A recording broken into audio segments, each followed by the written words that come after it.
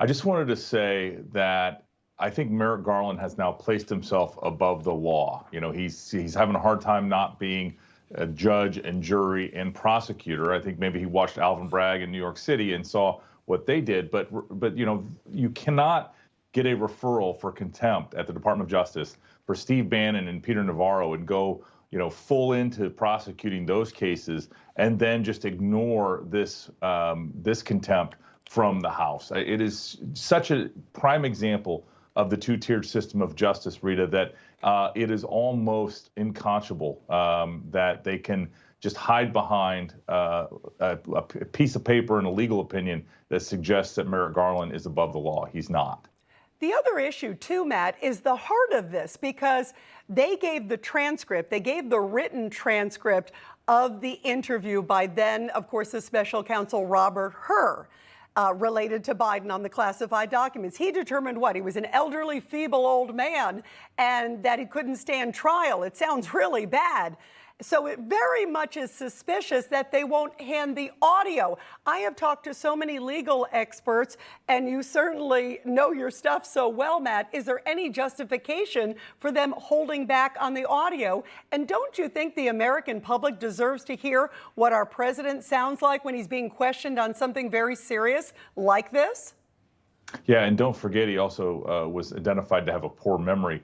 But yeah, of course, and the only reason and basis for withholding this recording is so the American people don't get to see how bad Joe Biden is at answering questions about this very important issue, which is his retention of classified documents across his entire political career. So, you know, there is no legal basis, but it's a political expediency. And this has been my biggest criticism of this Department of Justice under Joe Biden and Merrick Garland is that they do things for political expediency. They play politics. They don't follow the law, and they don't stand for justice. And that is a recipe for the republic to no longer be the greatest place on the planet. We're just another country with a form of government. It's really a sad day for those of us that stand for the rule of law.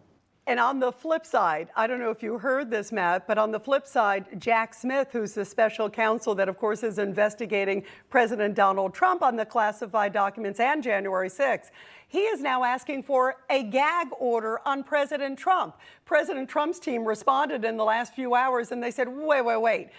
This is a violation of First Amendment rights, and it's right before the debate. What, are they going to gag him so he can't talk about anything during the debate?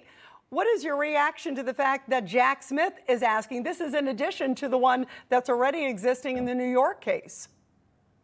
Yeah, I think it's absolutely outrageous. You know, these thin-skinned prosecutors that can't handle criticism. I mean, you know, we are in the middle of a presidential election. They are the ones that chose the timing to bring these cases in the middle of this presidential election. And the President Trump's rights under the First Amendment to speak about all these items, to defend himself in the court of public opinion in the middle of a presidential campaign, heightens his First Amendment rights. And I think no judge that's fair-minded is ever going to grant a gag order against the leading candidate to be the next president of the United States. Yeah, that is insane. Although, who knows what's going to happen with these judges, as we've seen what happened with Judge Marchand.